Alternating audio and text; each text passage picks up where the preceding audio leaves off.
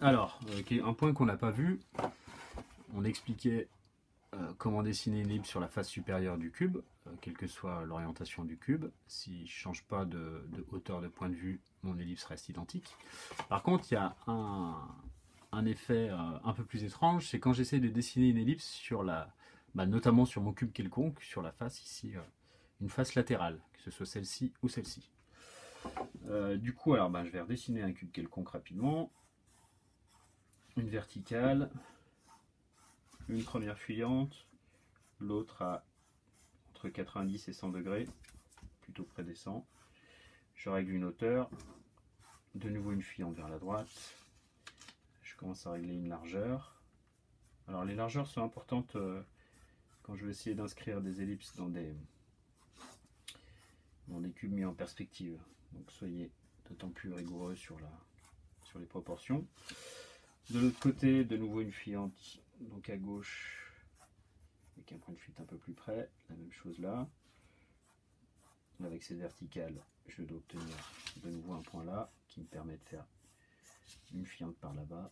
Je pense que là, il faut que je fasse fuir un tout petit peu plus. Ici, une verticale, on a une fuyante vers la droite, une fuyante vers la gauche.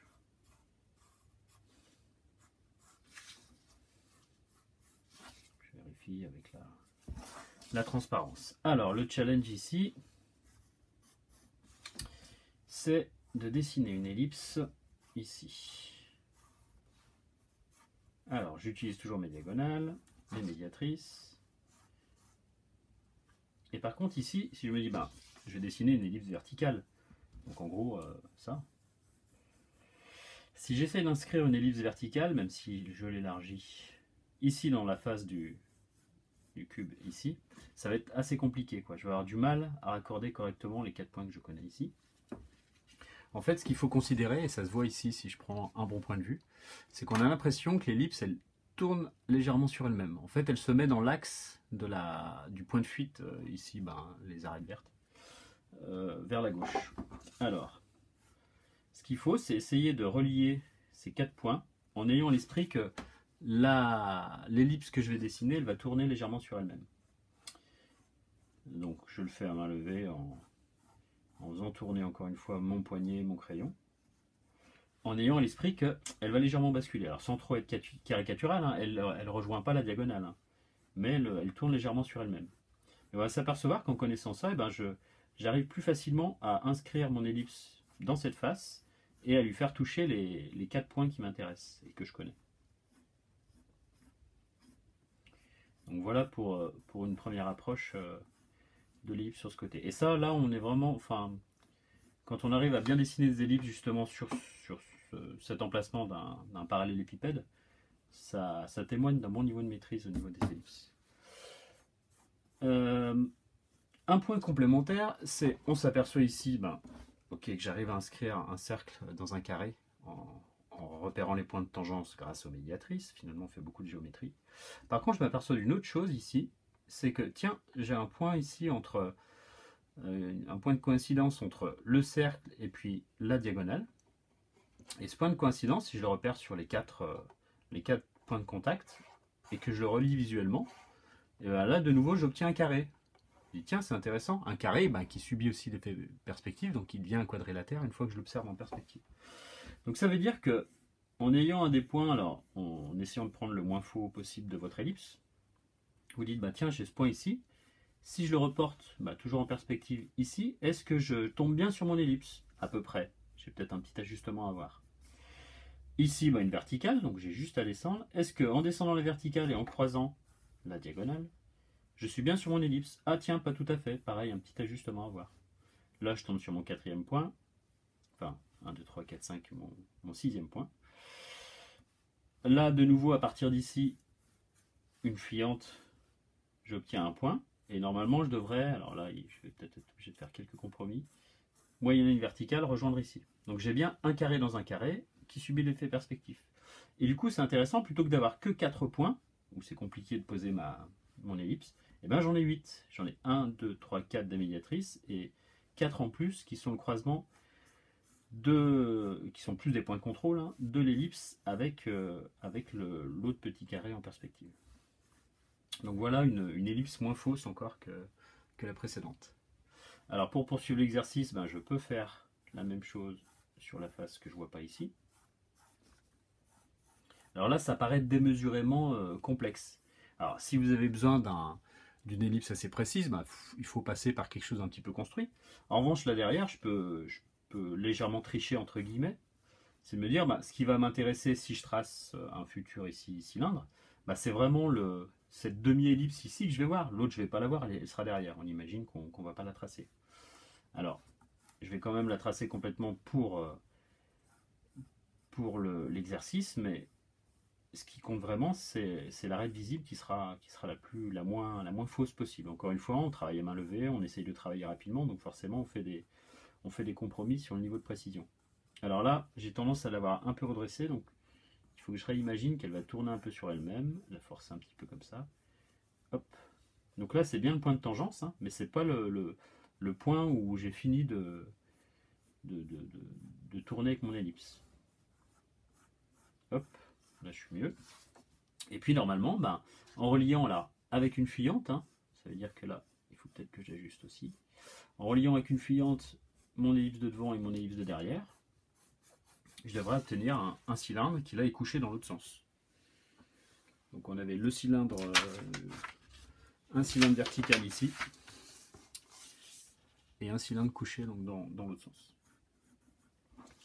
Donc voilà ce qui nous est permis par les ellipses, donc les formes de révolution. Du coup, en mélangeant les prismes, les parallélépipèdes qu'on a vu précédemment, et puis la maîtrise des ellipses, on s'aperçoit que on augmente grandement nos possibilités de dessin qui restent encore construits. Hein. On n'est pas encore à la forme gauche, mais on couvre un éventail de vocabulaire formel assez large. Alors, une petite remarque complémentaire concernant notre cylindre vertical et notre cylindre horizontal. Donc on évoquait que au niveau du cylindre vertical, plus on monte et on se rapproche de la ligne d'horizon, plus cette face s'aplatit et du coup l'ellipse elle-même s'écrase.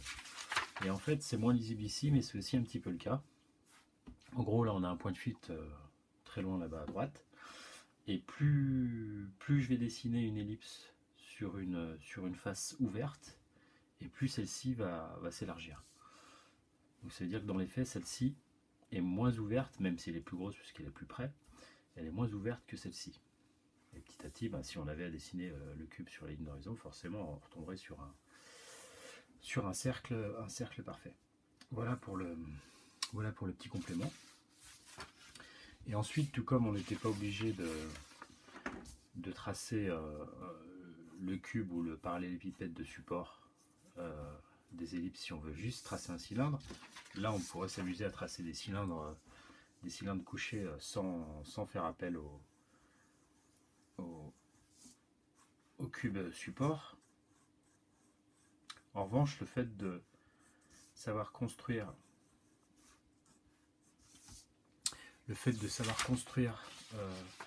une ellipse dans le quadrilatère qui l'accueille, ça permet de, lorsqu'on sort du cube, de mélanger justement des parallélépipèdes avec des ellipses correctement construites à l'intérieur. Alors je ne sais pas ce que je vais dessiner. Là je suis loin du cube. Je vais dessiner, je sais pas, un jouet, on va dire.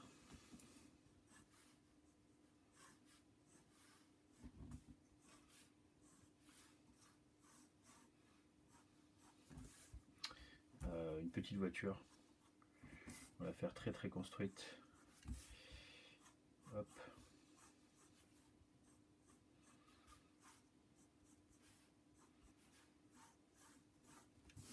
Donc là je suis dans l'espace perspectif, hein, donc c'est assez facile de rajouter, enlever des fuyantes. Là je fais la lunette arrière, le toit de ma voiture, l'arrière de la voiture,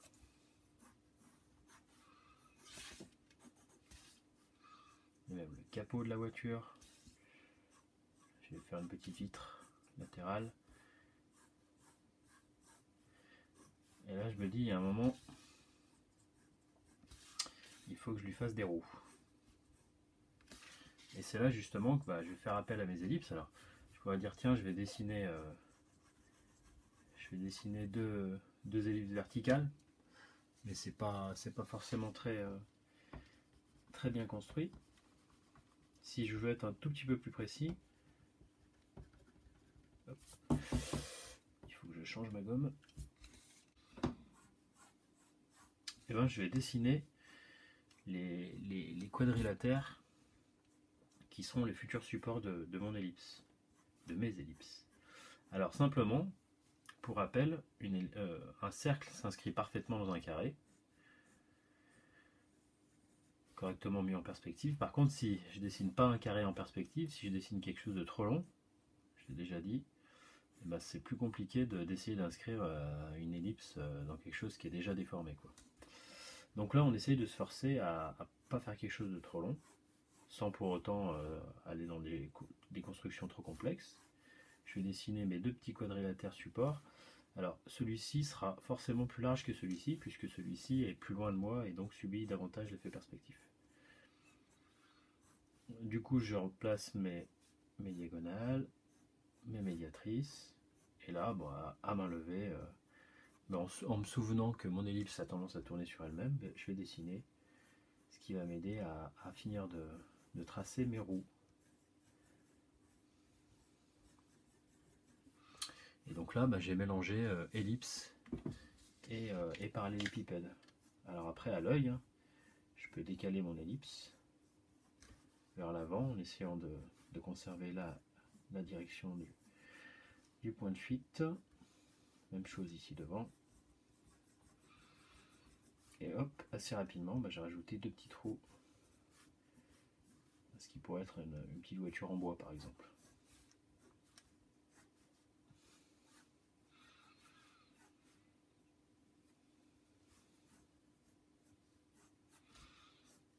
Voilà pour la démonstration.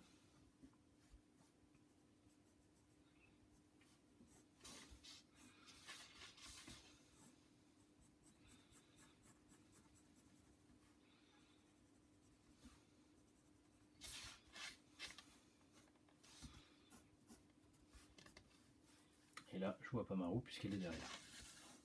Voilà un mélange de, on va dire ce qu'on appelle un volume composite où je mélange différentes natures de volume et de construction. Et petit à petit, on s'éloigne du cube pour se rapprocher de choses plus intéressantes, même si là on est sur quelque chose de très rigoureux.